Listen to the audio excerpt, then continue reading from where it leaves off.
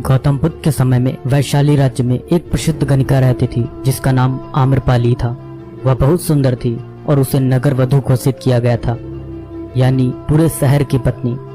आम्रपाली इतनी सुंदर थी कि उसके महल के द्वार पर सदा सोने के रथ खड़े रहते थे।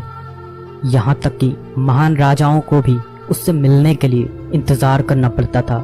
वह केवल एक वैश्या थी, लेकिन वह इतनी अमीर हो गई थी कि वह राज्य खरीद सकती थी।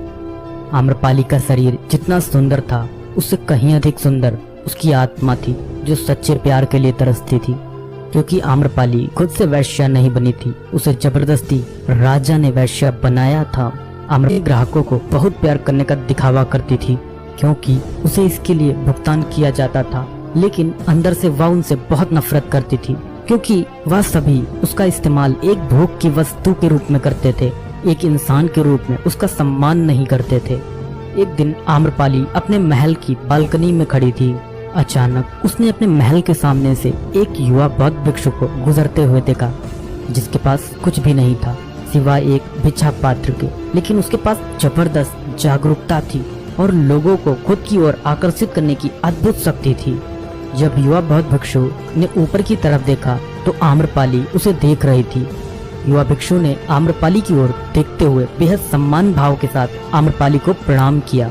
आम्रपाली एकटक उस युवा भिक्षु को देखती रही और पहली बार आम्रपाली के हृदय में प्रेम का उदय हुआ था, क्योंकि पहली बार किसी ने आम्रपाली को सम्मान की नजरों से देखा था। किसी ने पहली बार उसे इंसान होने का एहसास दिलाया था।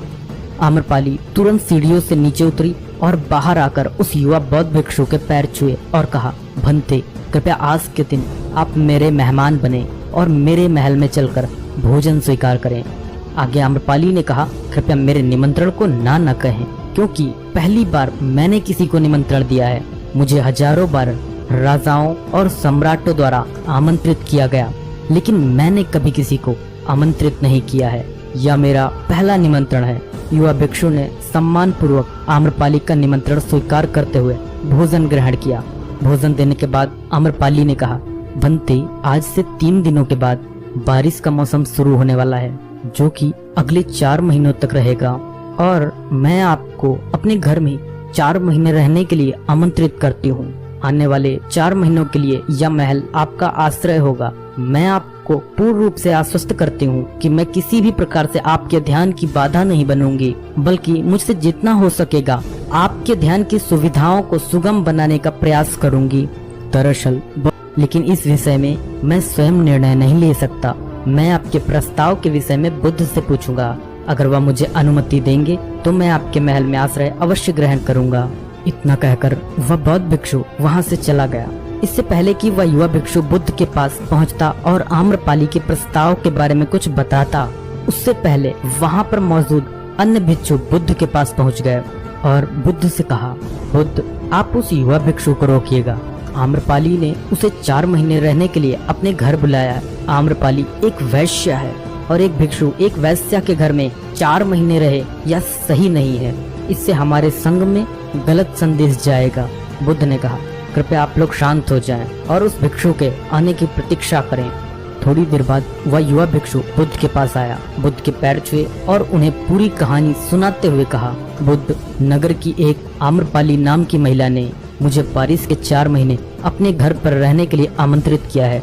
मैंने उसके निमंत्रण का अभी कोई जवाब नहीं दिया। मैंने उससे कहा है कि अगर आप मुझे उसके घर रहने की आज्ञा देंगे तभी मैं उसके घर पर रहने के लिए आऊँगा। अतः बुद्ध, आप जो कहेंगे मैं वही करूँगा। उस युवा भिक्षु ने आम्रपाली के विषय में वैश्या शब्द का प्रयोग न करते हुए केवल महिला शब्द का प्रयोग किया। बुद्ध ने उस युवा भिक्षु की आंखों में देखा और कहा, तुम रह सकते हो। तभी अचानक बूढ़ा भिक्षु खड़ा हुआ और बोला कि बुद्ध, यह सही नहीं है। यह युवा भिक्षु एक सच्चाई छुपा रहा है। इसका कहना है कि एक आम्रपाली नाम की महिला ने अपने घर पर रहने के लिए आमंत्रित किया है, लेकिन वह एक महिला नहीं है, वह एक वैश्या है।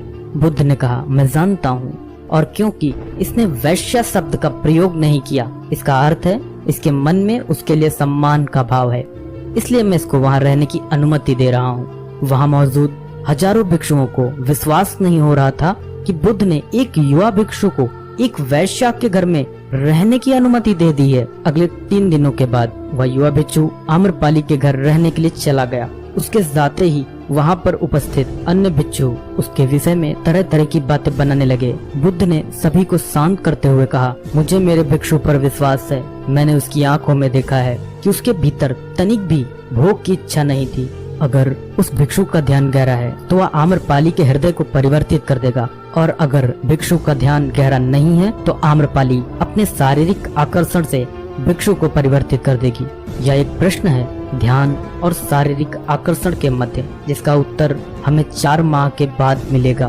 बुद्ध की बात सुनकर वहाँ उपस्थित भिक्षुओं ने कहा कि बुद्ध उस युवा भिक्षु पर बहुत अधिक भरोसा करके अनावश्यक जोखिम उठा रहे हैं। वह भिक्षु युवा है और आम्रपाली बहुत सुंदर है। समय प्रारंभ हुआ, वर्षा ऋतु गई, 4 माह बीते और वह युवा भिक्षु वापस आया। उसने बुद्ध के पैर छुए और उस युवा भिक्षु के पीछे आम्रपाली भी आई।